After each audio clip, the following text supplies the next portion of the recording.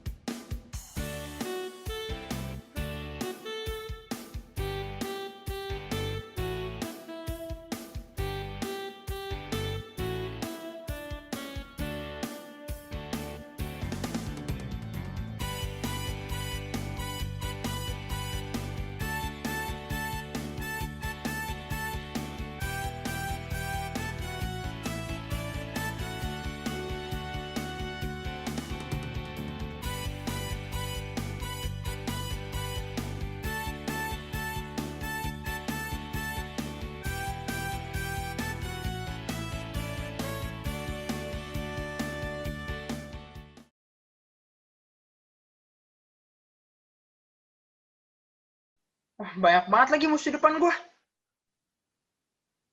Aduh, kapan sih pandemi selesai? Bosen banget. Aduh, demi apa? Dia positif. Wah, Guys. Kalian gabut kan? Gue punya informasi penting buat kalian. Mau tau nggak? apa tuh? Apa? Oke, jadi GBI Margonda ngadain ibadah online khususnya untuk anak GC dan youth. Penasaran nggak? Apain tuh?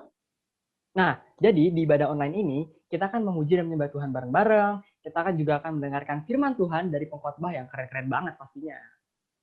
Aduh, tapi gue sibuk banget nih. Emang kapan sih ibadahnya? Oh, untuk waktunya santai aja, karena waktunya itu hari Minggu, tanggal 14 Maret, jam 3 sore sampai jam 4 sore. Jadi cuma 1 jam, singkat banget kok. Bisa nyari jodoh gak? Oh, urusan jodoh, santai aja. Di ibadah online ini, banyak cewek-cewek cantik dan cowok-cowok ganteng pastinya. Datang aja dulu, datang. Boleh juga tuh. Coba aja kali ya. Cobain dong. Asik sih kayaknya sih. Iya. Berhubung gue lagi di planet nih, lagi di luar bumi nih. Jadi sinyal gue agak jelek nih ya. Aduh, tolong. Oke, jadi gue cabut duluan gak apa-apa ya? Sampai ketemu Oke. di ibadah online. Bye-bye. Bye-bye. Dadah. Hati bos. Bye-bye. Oke. Pimpin setiap langkahku saat ku berjalan bersamamu, takkan ku takut. Kau berkuasa atas hidupku, tak ku andalkan kekuatanku. Kau Yesus pengharapanku.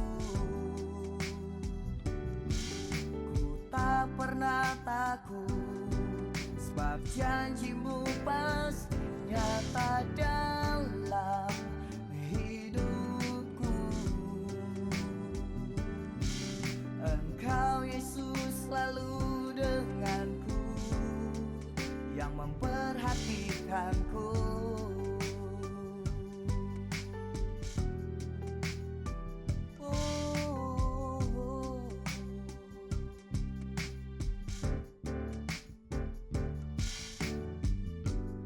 Saat ku berjalan bersamamu,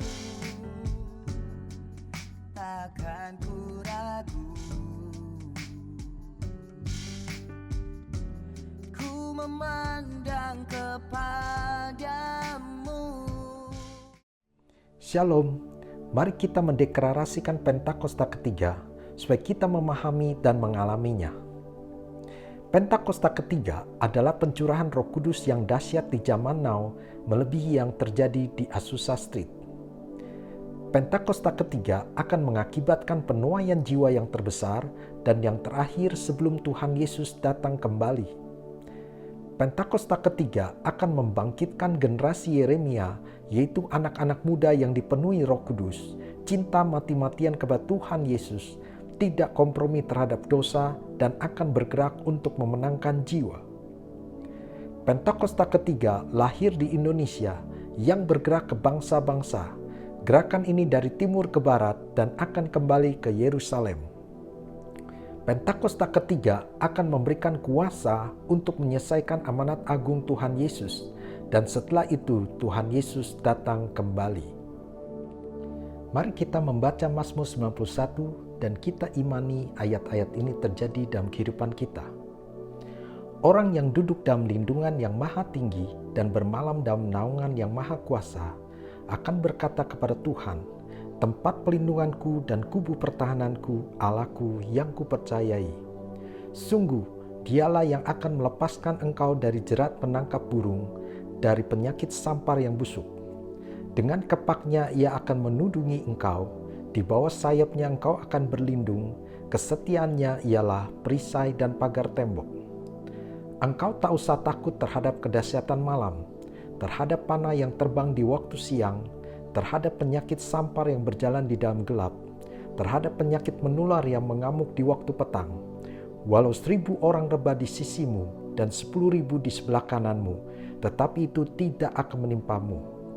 Engkau hanya menontonnya dengan matamu sendiri dan melihat pembalasan terhadap orang-orang fasik. Sebab Tuhan ialah tempat perlindunganmu, yang maha tinggi telah kau buat tempat perteduhanmu. Malapetaka tidak akan menimpa kamu, dan tulah tidak akan mendekat kepada kemahmu. Sebab malaikat-malaikatnya akan diperintahkannya kepadamu untuk menjaga engkau di segala jalanmu. Mereka akan menatang engkau di atas tangannya, supaya kakimu jangan terantuk kepada batu. Singa dan ular tedung akan kau langkahi, engkau akan menginjak anak singa dan ular naga. Sungguh hatinya melekat kepadaku, maka aku akan meluputkannya. Aku akan membentenginya sebab ia mengenal namaku. Bila ia berseru kepadaku, aku akan menjawab.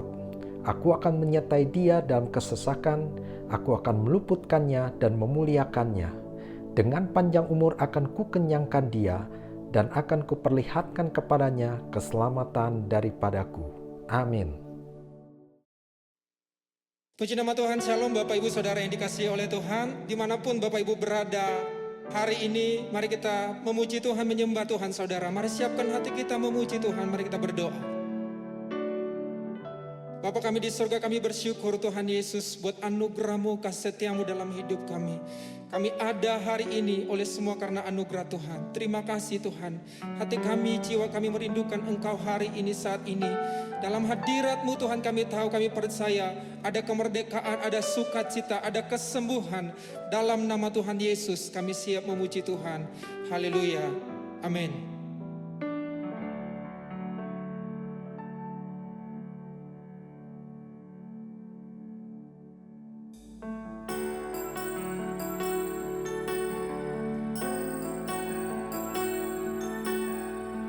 Kami terus menyembah Engkau ya Allah kami yang hidup. Makasih buat anugerah-Mu Tuhan Yesus.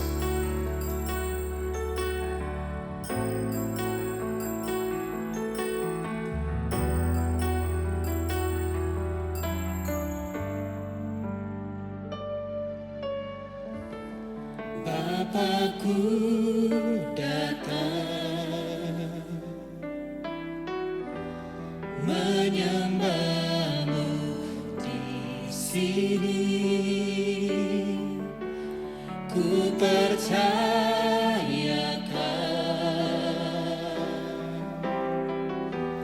ada bagiku. Bapakku datang menyembah. Bapakku datang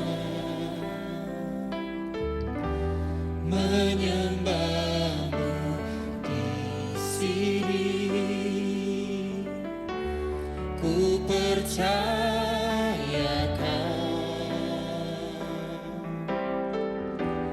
ada bagiku. Tak usah ku takut, tak usah ku takut, sebab kau sertaku. Tak usah ku bimbang, kau di dalamku.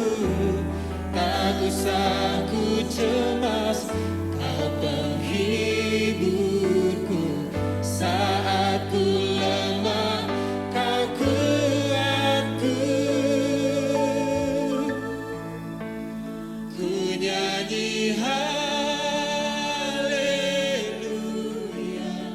ku nyanyi haleluya.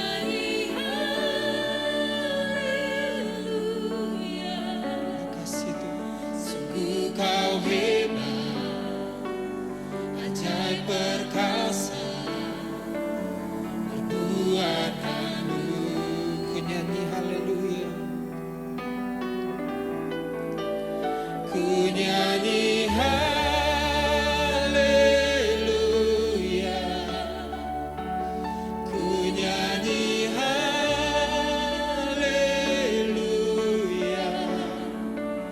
Sungguh kau hebat, ajaib perkasa, perbuatanmu di hidup kami Tuhan, di hidupku. Mari semua berikan tepuk tangan buat Tuhan Yesus. Haleluya, haleluya. Mari nyatakan saudara. Bapakku datang menyembahmu, menyembahmu di sini. Ku percayakan kau ada bagi kami Tuhan, ada bagiku. Tak usah ku takut, tak usah ku takut, sebab kau sertaku. Tak usah ku bimbang, kau di dalamku. Tak usah ku cemas, kau penghiburku. Saat ku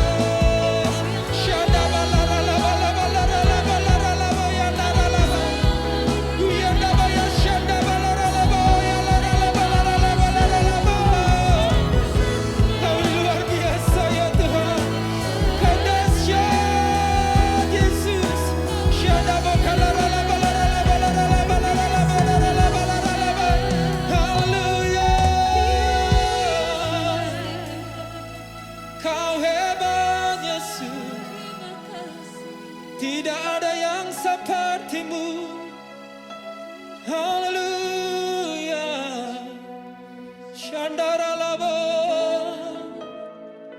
Oh ya lara labo ya shandara. Yandara labo ya shandara. Haleluya. Terima kasih ya Tuhan. Oh ya lara labo ya shandara labo labo lara labo lara labo. Oh ya lara labo ya shandara lara labo lara labo lara labo. Haleluya, haleluya. Biarlah hadirat-Mu terus memenuhi kami saat ini ya Tuhan. Biarlah hadirat-Mu ya Tuhan memuaskan setiap kami. Karena kami tahu dalam hadirat-Mu ada sukacita ya Tuhan. Dalam hadirat-Mu ada kesembuhan ya Tuhan Yesus. Syada balara la balara la balara la balara la ya syanda bakalara la ba. Oh ya nara la ya syanda la balara la balara la balara la balara la. Terima kasih ya Tuhan. Ku yakin Kau hadir di sini. Ku rasakan kuasa yang terbatas, ku yakin Kau nyata di sini. Kemenangan terjadi di sini. Mari semua semangat Tuhan nyatakan.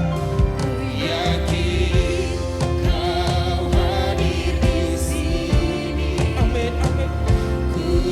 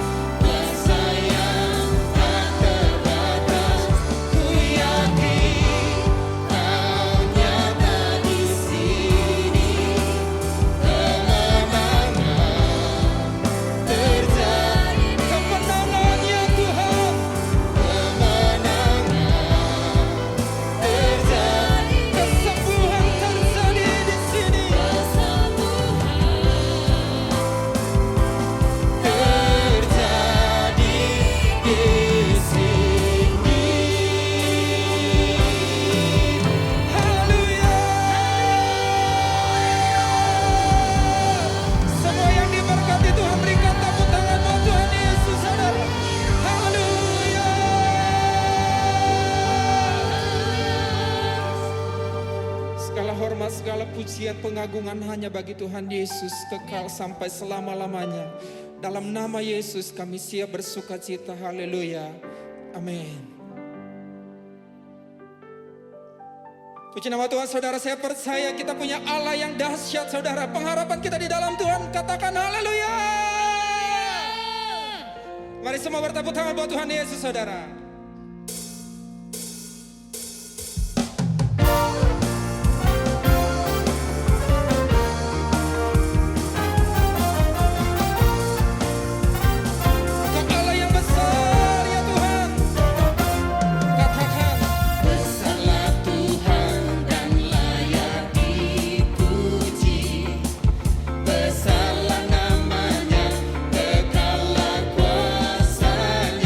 Amin.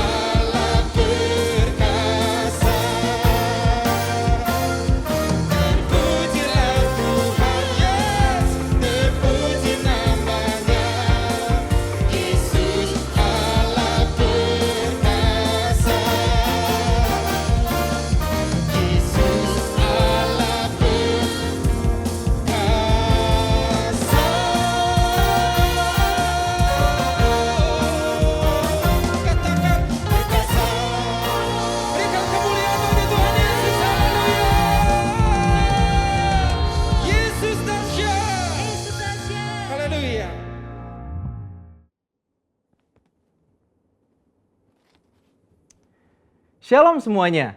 Di dalam Voice of Pentecost hari ini, kita akan membahas seorang tokoh yang luar biasa di dalam Alkitab. Dia adalah Musa. Terbukti 65 kali Alkitab mencatat bahwa Tuhan berbicara dan berfirman kepada Musa.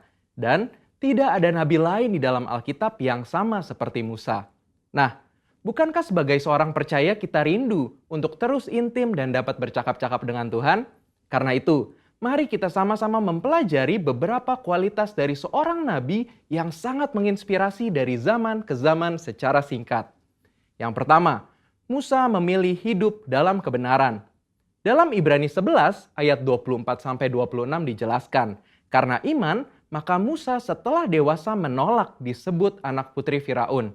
Karena ia lebih suka menderita sengsara dengan umat Allah daripada untuk sementara menikmati kesenangan dari dosa. Ia menganggap penghinaan karena Kristus sebagai kekayaan yang lebih besar daripada semua harta Mesir. Sebab pandangannya ia arahkan kepada upah. Yang kedua, Musa rela diproses Tuhan. Setelah Musa melarikan diri dari tanah Mesir, ia hidup dengan sangat berbeda di tanah Midian sebagai pendatang. Selain itu, Musa juga mengalami perjumpaan pribadi dengan Tuhan dan mengenal Allah secara pribadi. Pengalaman-pengalaman ini adalah proses yang Musa jalankan untuk mempersiapkan dirinya menjadi pemimpin atas umat pilihan Tuhan. Musa meresponi perintah Tuhan untuk membawa dan mengajar bangsa Israel hidup dalam destiny yang sudah Tuhan tetapkan, yaitu menjadi bangsa yang sulung, yang akan beribadah kepada Tuhan dan yang akan melahirkan juru selamat. Musa sadar bahwa kehidupan dan apapun yang ia miliki adalah untuk menghidupi panggilannya. Yang ketiga, Musa taat penuh kepada Tuhan. Ketaatan adalah suatu ciri khas kepemimpinan dan gaya hidup dari Musa. Saat ia menerima perintah atau firman dari Tuhan, ia akan sampaikan kepada banyak orang. Dan setelah itu, ia pastikan agar perintah itu dilakukan dengan baik. Dalam berbagai kesempatan, Musa hanya mau mengambil tindakan jika memang Tuhan perintahkan demikian. Ini adalah suatu sikap penundukan diri yang luar biasa kepada Tuhan. Musa selalu menempatkan Tuhan sebagai pemimpin utama atas bangsa Israel, dan ia sebagai hambanya. Yang keempat, Musa selalu ingin adanya penyertaan Tuhan. Ketika bangsa Israel melakukan penyembahan kepada patung lembu emas, Tuhan memutuskan bahwa ia tidak akan berjalan bersama bangsa Israel ke tanah perjanjian, tetapi malaikat yang akan menuntun mereka. Apa reaksi Musa? Dia menolak untuk dituntun oleh malaikat, tetapi hanya mau dituntun oleh Tuhan. Musa bahkan menolak untuk disuruh berangkat dari padang gurun Sinai ke tanah perjanjian jika bukan Tuhan sendiri yang memimpin dia dan bangsa Israel. Musa menunjukkan bahwa bagi dia, penyertaan Tuhan adalah segala-galanya. Yang kelima, Musa mengejar hadirat Tuhan sekalipun ada resiko. Musa pernah meminta untuk melihat Tuhan di dalam kemuliaannya. Pada zaman itu, permintaan ini sangat beresiko, karena siapapun yang melihat Tuhan beresiko mati, karena karya salib Kristus belum terjadi. Pendeta Tommy Tenney dalam buku God Chaser menuliskan bahwa jika kita ingin benar-benar melihat Tuhan, kita harus siap mati. Mati atas keinginan duniawi, mati atas hasrat dosa, dan hidup bagi Kristus. Yang keenam, Musa bersyafaat bagi bangsanya. Salah satu tindakan Musa ketika Tuhan begitu marah kepada bangsa Israel yang melakukan dosa adalah dia bersyafaat bagi bangsa Israel. Bersyafaat artinya berdiri di hadapan Allah, memohonkan doa secara sungguh-sungguh bagi orang-orang tertentu. Tindakan syafaat Musa akhirnya membuat Tuhan mengubah keputusannya. Kita sebagai umat percaya perlu bersyafaat bagi bangsa kita. Yang ketujuh, Musa memiliki hati yang lembut. Bilangan 12 ayat 3 menuliskan bahwa Musa memiliki hati yang sangat lembut. Sekalipun waktu itu Miriam dan Harun mengatai Musa, tetapi dia memilih diam. Sehingga tidaklah mengherankan jika Tuhan begitu membelanya. Dan pembelaan yang sama Tuhan pasti berikan kepada setiap kita yang mau memiliki hati yang lembut. Yang kedelapan, Musa mengimpartasi apa yang dia terima dari Tuhan. Musa meneruskan apa yang ia terima dari Tuhan kepada orang-orang yang ada di bawahnya. Musa mengajari Yosua semua hal yang telah ia terima dari Tuhan, termasuk mengimpartasikan kepenuhan roh untuk mempersiapkan Yosua menjadi penerusnya. Jadi, kita sudah mendengar kualitas Musa yang patut kita contoh. Kita percaya saat kita melakukan apa yang Musa lakukan, maka kita pun akan menerima berkat yang sama.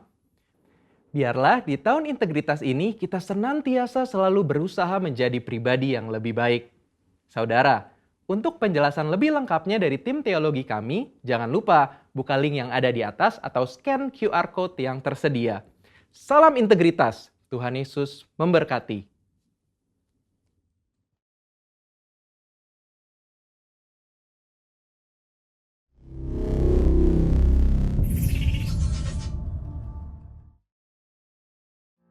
Mari kita siapkan hati kita, saudara, diberkati firman Tuhan pagi hari ini.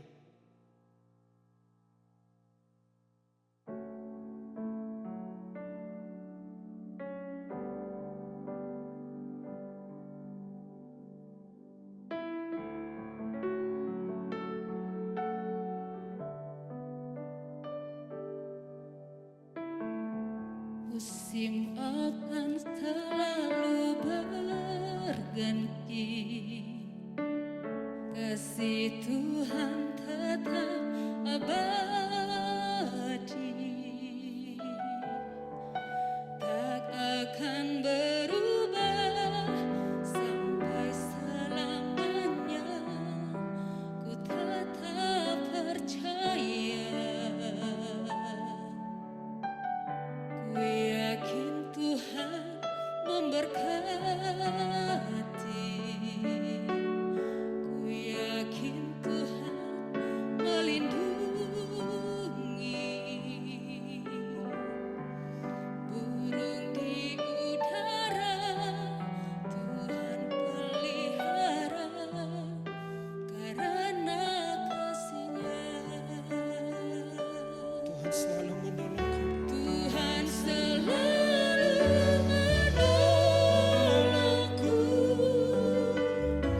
selalu menjagaku. Sehelai di rambutku tak akan terjatuh tanpa seizin-Mu. Tuhan selalu menolongku, selalu menjagaku. Dia mengenyangkanku dan peliharaku seumur hidupku. Mari saudara nyanyikan pujian ini dengan iman. Haleluya. Musim akan selalu berganti, kasih Tuhan tetap abadi,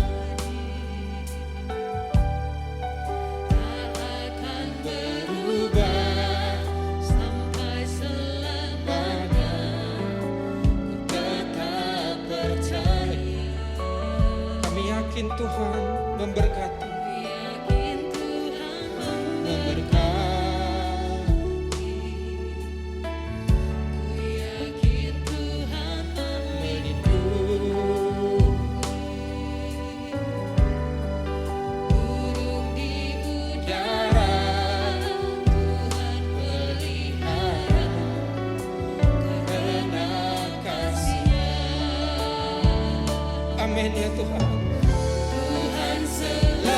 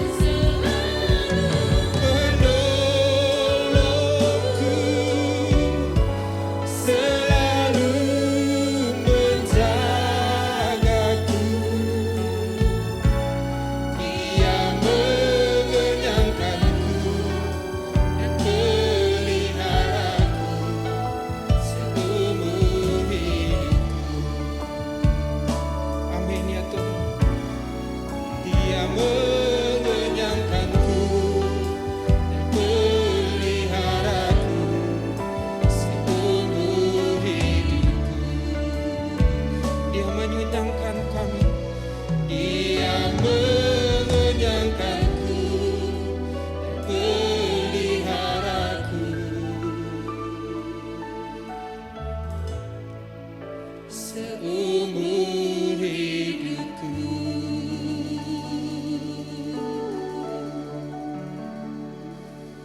Kami percaya janji-Mu ya dan amin atas hidup kami Tuhan. Dalam nama Yesus, haleluya. Amin. Shalom.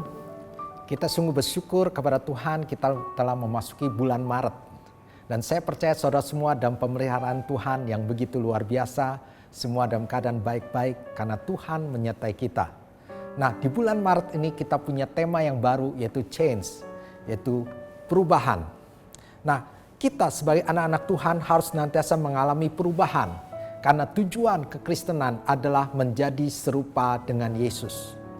Ketika kita pertama menerima Yesus sebagai Tuhan dan Juru Selamat, maka kita masuk ke dalam fase yang namanya justification atau dibenarkan. Saat itulah kita dijadikan orang benar, orang kudus secara posisi. Dan setelah itu kita memasuki fase yang kedua yaitu penyucian atau sanctification. Di situ kita diproses supaya semakin hari kita semakin serupa dengan Kristus. Dan fase yang terakhir yaitu pemulihan Tuhan atau glorification. Waktu Tuhan datang kedua kali, kita diangkat dan kita diubahkan menjadi tubuh kemuliaan. Di saat itulah kita benar-benar penuh dengan kemuliaan Tuhan dan tidak mungkin berbuat dosa lagi.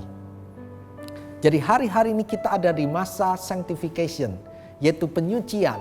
Kita sedang diproses. Karena itu setiap kita harus siap berubah. Nah, salah satu kita bisa berubah yaitu ketika kita mengalami perjumpaan dengan Tuhan. Saya rindukan bahwa kita semua bisa mengalami perjumpaan dengan Tuhan. Di dalam Alkitab banyak tercatat tentang perubahan yang terjadi setelah pribadi-pribadi tersebut berjumpa dengan Tuhan. Kita bisa melihat Musa. Ketika dia berjumpa dengan Tuhan, maka Tuhan rubah kehidupannya. Dia dari seorang gembala, akhirnya dia bisa memimpin bangsa Israel keluar dari Mesir. Bahkan dengan tongkat dipegangnya, itu mengadakan banyak mujizat terjadi. Kita juga bisa melihat Gideon, seorang penakut. Waktu dia berjumpa dengan Tuhan, maka Tuhan rubah kehidupannya. Dia menjadi pahlawan yang gagah berani, sehingga dia bisa memimpin bangsa Israel untuk mengalahkan Midian. Di dalam perjanjian baru kita juga bisa melihat murid-murid Yesus yang sebenarnya bukan orang-orang yang luar biasa. Ketika Yesus ditangkap bahkan mereka kabur. Dan waktu mereka berjumpa dengan Tuhan lewat doa di kamar loteng dan mereka dipenuhi dengan Roh Kudus, maka perubahan terjadi dalam kehidupan mereka. Dia menjadi rasul-rasul yang luar biasa. Kita juga bisa melihat Paulus yang pertama bernama Saulus. Dia ada seorang penganiaya orang-orang Kristen. Tapi dalam perjalanannya ke Damsyik dia berjumpa dengan Tuhan dan dia mengalami perubahan dalam hidupnya. Dia menjadi rasul dan dia mulai memberitakan Injil. Bahkan dalam kitab perjanjian baru itu banyak kitab-kitab itu ditulis oleh Paulus. Jadi kita semua harus mengalami perjumpaan dengan Tuhan sehingga kita bisa berubah semakin hari semakin serupa dengan Kristus. Nah, pertanyaannya bagaimana kita bisa berubah? Yang pertama yang kita pelajari adalah lewat berbagai cara. Jadi sebenarnya tidak ada satu pola, kalau kita mau berjumpa dengan Tuhan harus begitu, begini. Tetapi Tuhan bisa memakai banyak cara sehingga kita bisa berjumpa dengan Tuhan. Cara pertama adalah doa. Kita bisa lihat di dalam Kisah 4 ayat 31. Kisah 4 ayat 31, firman Tuhan berkata demikian. Dan ketika mereka sedang berdoa, goyanglah tempat mereka berkumpul itu, dan mereka semua penuh dengan Roh Kudus. Lalu mereka memberitakan firman Allah dengan berani. Saudara bisa lihat contoh juga, waktu bangsa Israel, para murid-murid Tuhan mulai berdoa bersama-sama. Maka gedung di mana mereka berdoa terjadi goyang. Lalu setelah itu mereka keluar dengan berani. Mereka penuh dengan Roh Kudus dan memberitakan Injil. Padahal sebelumnya kisahnya kalau Anda baca, maka rasul-rasul, anak-anak Tuhan sedang diancam tidak boleh memberitakan tentang Yesus. Jadi lewat doa itulah mereka mengalami perubahan hidup. Di kamar loteng ketika murid-murid berdoa, maka mereka dipenuhi dengan Roh Kudus. Jadi lewat doa kita bisa mengalami perubahan. Doa itu bukan untuk merubah Tuhan. Doa ada untuk merubah diri kita. Doa itu bukan segera hanya permintaan, tapi doa sebenarnya komunikasi dengan Tuhan. Satu hubungan dengan Tuhan.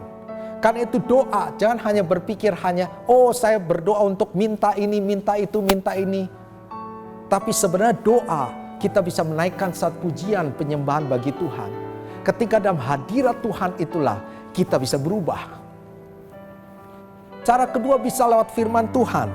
Karena 2 Timotius 3 ayat 16 dikatakan, segala tulisan yang diilhamkan Allah memang bermanfaat untuk mengajar, untuk menyatakan kesalahan, untuk memperbaiki kelakuan, dan untuk mendidik orang dalam kebenaran. Jadi di situ firman Tuhan akan mengajar, akan menyatakan kesalahan. Lewat firman Tuhanlah kita bisa tahu mana yang benar, mana yang salah. Kita bisa memperbaiki kelakuan kita, dan kita juga dididik supaya berjalan dalam kebenaran. Kalau kita membaca firman Tuhan, kita merenungkan firman Tuhan, kita bisa mengalami perjumpaan dengan Tuhan, dan itu akan mengubah hidup kita. Yaitu ketika kita baca sesuatu ayat, tiba-tiba ayat itu muncul atau hidup, atau firman itu tiba-tiba menjamah hati kita. Saya sering kali mengalami ini ketika merenungkan firman Tuhan, dan firman Tuhan kelihatannya itu hidup sekali, dan itu benar-benar mengubah paradigma saya. Saya mulai banyak belajar untuk berubah. Karena firman Tuhan itu hidup. Seorang bernama Bunda Teresa, kita tahu kenal dia ada hamba Tuhan yang luar biasa, pelayanannya di India. Dia banyak menolong orang-orang miskin. Nah, dia mulai mengalami perubahan hidup ketika dia membaca firman. Satu kali dia dalam perjalanan dari Kalkuta ke Darjeeling, dia naik kereta, itu pada tanggal 10 September 1946. Saat itulah dia membaca Alkitab di Matius 25 ayat 31. Dan seterusnya. Itu kisah tentang di mana akhir zaman Tuhan memisahkan ada golongan kambing dan golongan domba. Dan Tuhan berkata kepada yang golongan domba itu, mari bersama-sama aku karena ketika aku lapar, aku diberi makan. Ketika aku telanjang, kau beri aku pakaian. Ketika aku sakit, ketika aku di penjara, kau mengunjungi aku. Maka orang-orang itu berkata, kapan Tuhan kami melihat engkau lapar dan kami memberi makan? Kapan Tuhan kami melihat engkau haus dan kami memberi minum? Dan Tuhan berkata, jika engkau lakukan pada orang hina ini, engkau lakukan untuk aku. Saat itulah tiba-tiba Bunda Teresa menyadari kehidupannya. Dia merasa terpanggil dan melihat banyak orang-orang India dalam keadaan kelaparan. Dia mulai melayani orang-orang yang kelaparan. Firman bisa mengubah kehidupan seseorang. Bisa juga lewat sebuah peristiwa yang tidak terduga. Satu kali John Wesley, dia sudah menjadi hamba Tuhan. Dia sudah berkhotbah dan dia naik kapal. Dan di tengah jalan kapal itu terombang-ambing dan John Wesley ketakutan sekali. Tapi dia lihat ada sekelompok orang yang dikenal dengan orang-orang Moravian. Ini ada orang-orang yang radikal, orang-orang yang ikut Yesus benar-benar sungguh-sungguh. Mereka tenang. Mereka menaikkan pujian di tengah-tengah gelombang, di tengah-tengah badai. Mereka punya ketenangan, mereka bisa menaikkan pujian. Sehingga John Wesley bingung. Kita semua dalam keadaan ketakutan, takut kapalnya tenggelam dan mati. Tapi ini orang-orang tenang. Ketika badai selesai, John Wesley bertanya, Pak, apa rahasianya? Yang lain ketakutan, tapi kalian kelompok Moravian itu penuh tenang, penuh damai, bisa menaikkan pujian, penyembahan. Lalu mereka berkata ini, apa yang harus ditakuti? Karena Yesus di pihak saya. Kalau Yesus di pihak kami, tidak ada yang perlu ditakuti. Saat itu juga John Wesley kaget. Dan itu mengubah kehidupannya. Dia baru menyadari walaupun dia menjadi hamba Tuhan, dia belum beriman pada firman Tuhan. Pada waktu goncangan dia masih punya ketakutan. Di saat itulah dia bertobat dan dia berubah.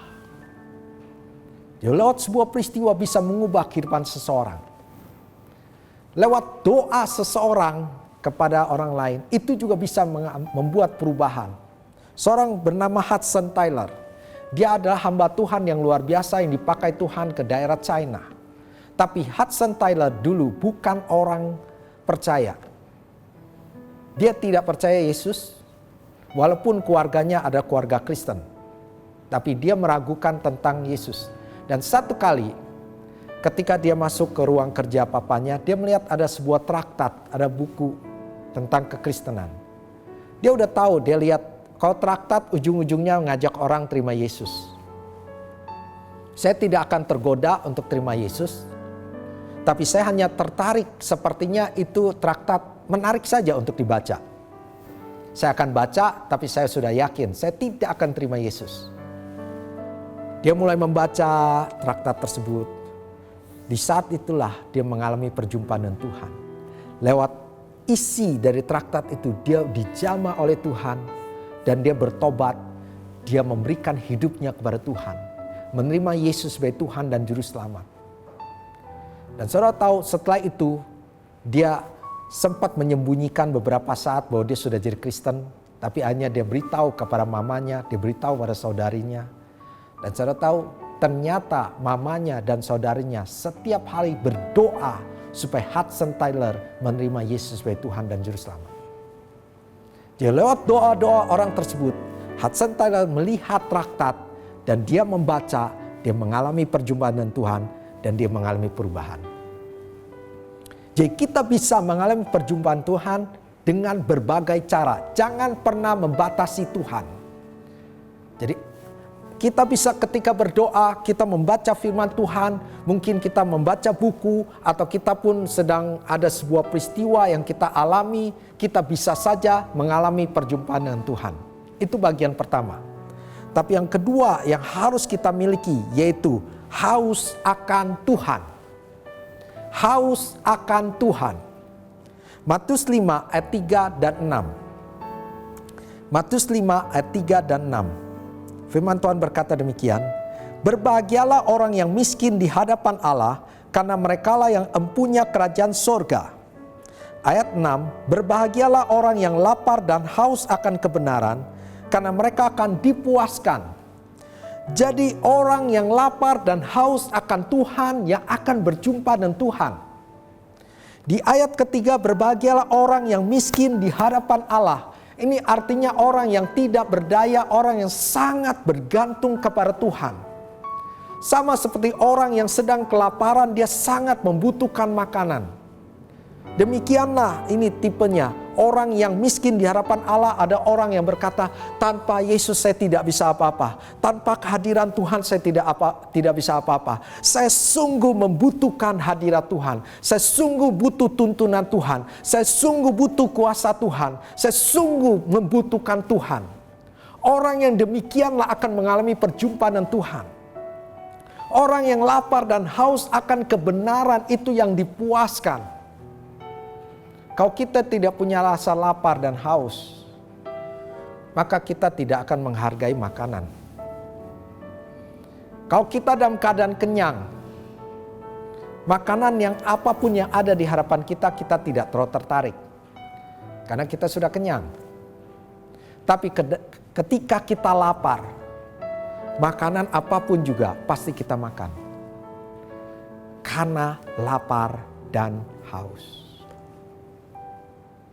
Demikian juga kita harus punya lapar dan haus akan Tuhan.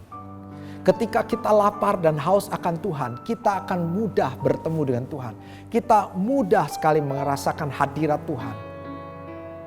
Saudara, kita dalam keadaan nyaman. Walaupun sekarang kita ibadah di rumah, tapi itu masih lebih nyaman. Kita masih bisa bebas buka televisi, buka di YouTube, buka online, apapun di HP dengan suara yang keras atau apapun juga, mungkin di rumah punya multimedia yang baik dan sebagainya. Kita dalam keadaan nyaman. Sehingga kadang-kadang kita tidak terlalu menghargai hadirat Tuhan. Kita tidak menghargai kehadiran Tuhan. Tapi saya banyak baca tentang perjuangan anak-anak Tuhan di daerah China pada zaman komunis. Betapa mereka menderita. Mereka tidak bisa beribadah bebas seperti kita. Mereka tidak punya gedung gereja. Mereka tidak ada sound system. Mereka tidak ada alat musik yang luar biasa. Tidak ada AC. Karena mereka tidak bisa beribadah seperti kita semua. Untuk beribadah mereka harus diam-diam tengah malam untuk datang ke rumah seseorang. Lalu disitulah mereka banyak membaca firman Tuhan, sharing firman Tuhan. Ada kegairahan. Tidak ada AC, tidak ada alat musik, tidak ada gedung yang indah. Tapi di sana mereka berjumpa dengan Tuhan. Karena mereka haus akan Tuhan. Mereka bukan melihat gedungnya, mereka bukan melihat fasilitasnya. Tapi berapa banyak kita seringkali untuk beribadah kita lihat fasilitas. Kita lihat siapa pembicaranya, siapa WL-nya, dan sebagainya. Tapi orang-orang China di zaman komunis, mereka begitu menderita. Mereka haus akan Tuhan.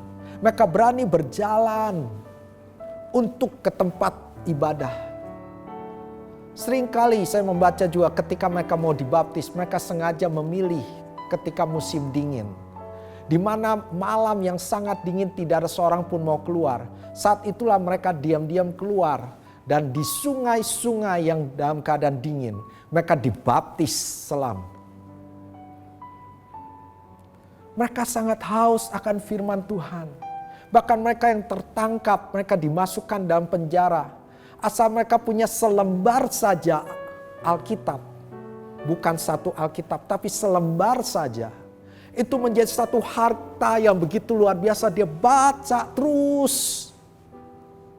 Dia baca, diulang lagi baca. Walaupun hanya satu lembar.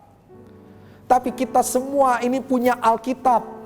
Kita punya Alkitab di handphone kita. Di tablet, di komputer. Kadang-kadang kita tidak punya kerinduan, kita tidak membacanya. Tapi mereka semua di daerah yang sulit. Dengan hanya selembar mereka membacanya dan mereka berjumpa dengan Tuhan. Karena mereka punya kehausan akan Tuhan. Saya rindukan bahwa jemaat GB Margonda kita punya kerinduan kepada Tuhan. Itu yang akan menarik hadirat Tuhan. Saudara, ketika kita haus, kita ada di rumah, walaupun kita hanya menonton, seakan-akan menonton ibadah lewat handphone atau apapun juga. Tapi kehausan kita akan menarik hadirat Tuhan, menarik kuasa Tuhan. Dan itu akan mengubah kehidupan kita. Apapun keadaanmu, ketika kau haus akan Tuhan, itu akan menarik hadirat Tuhan, menarik kuasa Tuhan. Kita bisa berubah. Semakin hari, kita semakin serupa dengan Kristus. Bukan fasilitas yang bisa membuat kita bertemu dengan Tuhan. Tapi kehausan kita lah. Saya pernah datang ke satu tempat ibadah, saya nggak perlu sebut. WL, singernya, pemain musiknya, itu sederhana. Nyanyi pun suaranya kurang bagus. Saya pikir, wah ini kurang bagus. Agak falas dan sebagainya. Tapi saya bisa merasakan hadirat Tuhan. Karena mereka menaikkannya dengan kehausan dengan Tuhan. Saya bisa merasakan kasih Tuhan. Bukan karena musik yang indah dan sebagainya.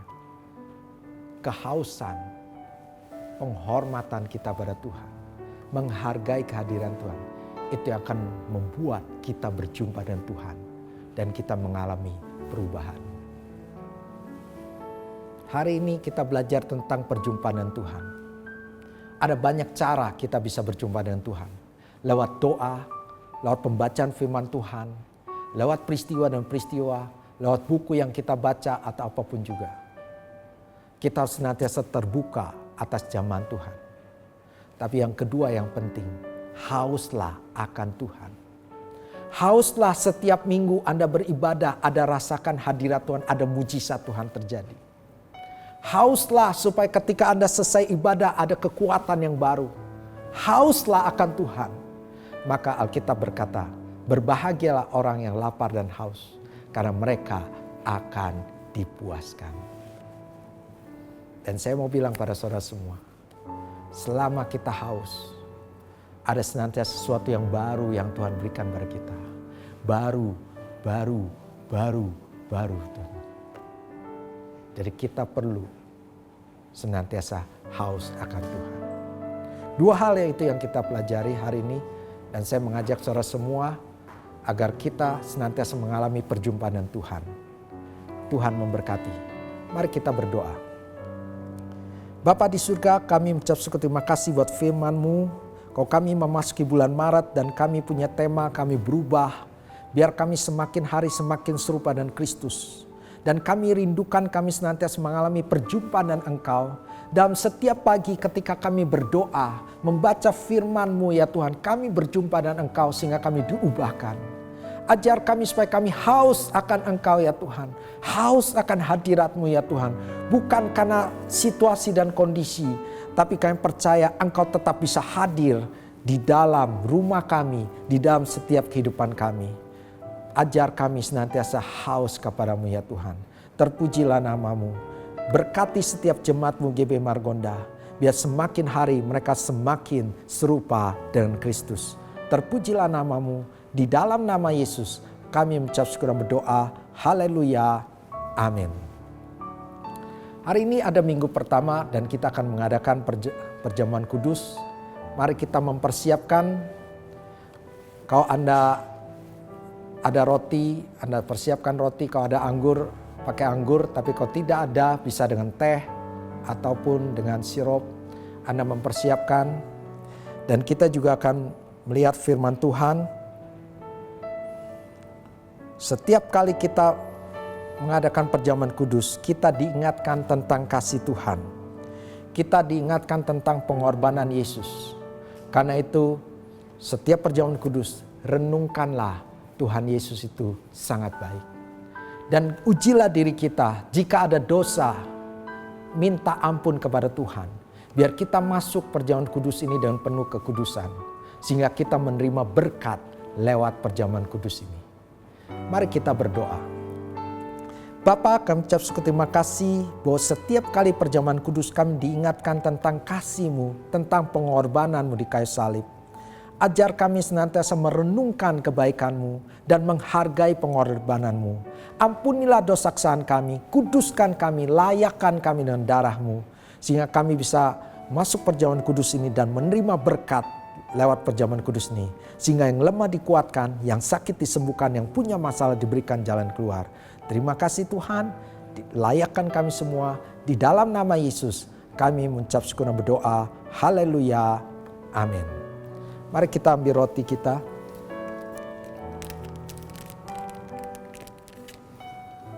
Dan angkat tinggi-tinggi dan dengarkan firman Tuhan. Sebab apa yang telah kuteruskan kepadamu telah aku terima dari Tuhan. Yaitu bahwa Tuhan Yesus pada malam waktu ia diserahkan, mengambil roti dan sesudah itu ia mengucap syukur atasnya. Ia memecah-mecahkannya dan berkata, inilah tubuhku yang diserahkan bagi kamu. Perbuatlah ini menjadi peringatan akan aku. Saudara-saudaraku, bukankah roti yang kita pecah-pecahkan ada persekutuan dengan tubuh Kristus? Amin. Mari kita makan dalam nama Yesus.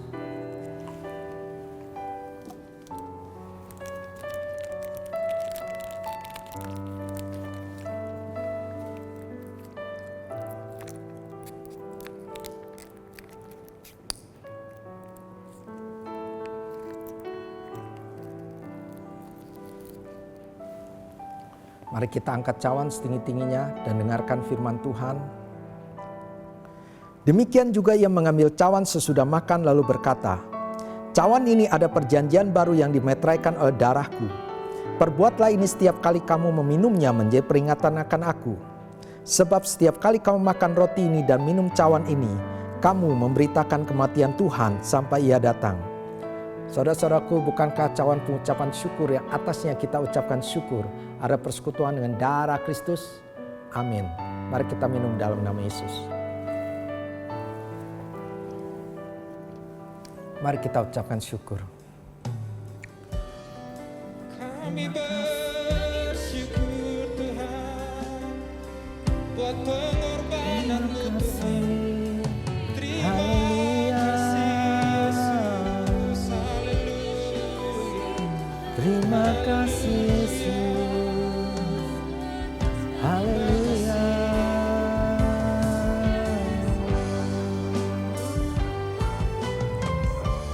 Terima kasih Yesusku. Terima kasih Yesusku.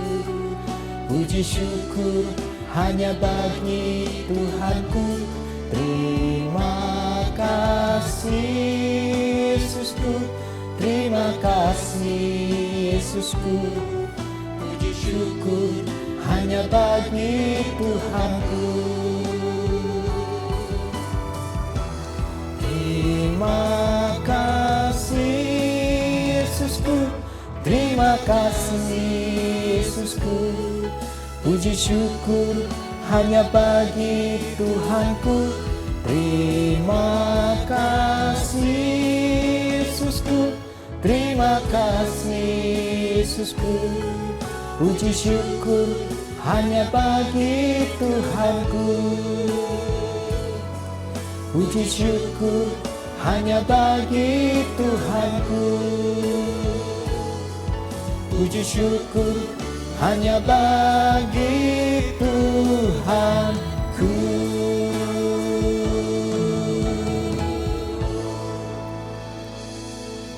Terima kasih Tuhan buat perjamuan kudus pada hari ini.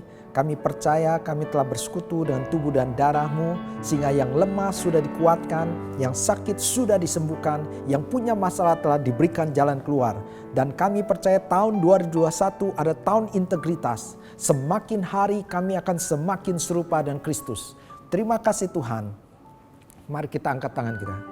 Bapa, hamba berdoa buat semua jemaat-Mu di GB Margonda ya Tuhan, yang memberikan persembahan, yang mengembalikan persepuluhan, biar kiranya Kau memberkati mereka berlimpah-limpah, Kau curahkan berkat yang berkelimpahan, dan kami menghardik setiap belalang dalam kehidupan mereka, hanya di dalam nama Yesus.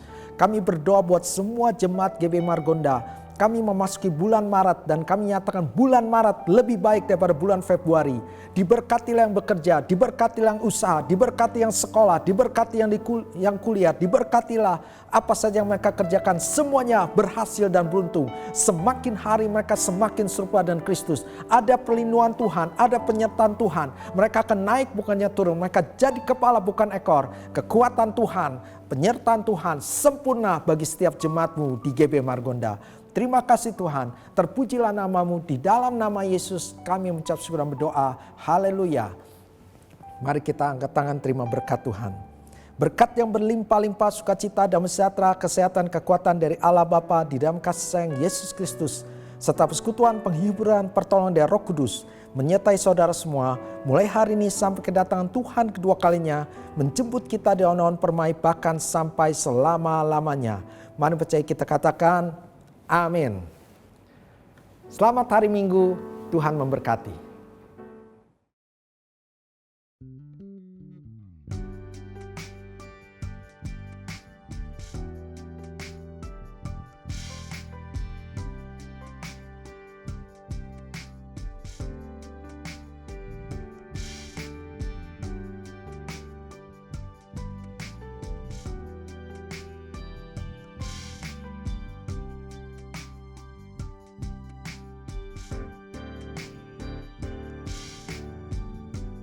Saat ku berjalan bersamamu,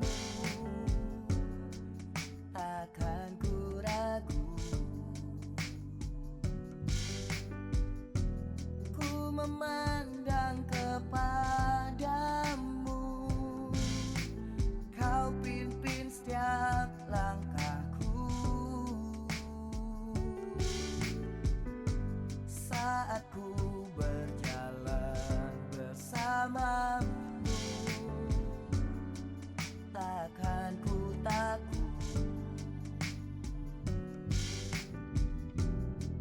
berkuasa atas hidupku.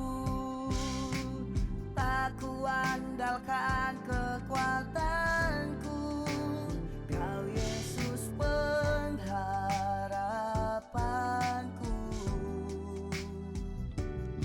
Ku tak pernah takut, sebab janji-Mu pasti nyata dalam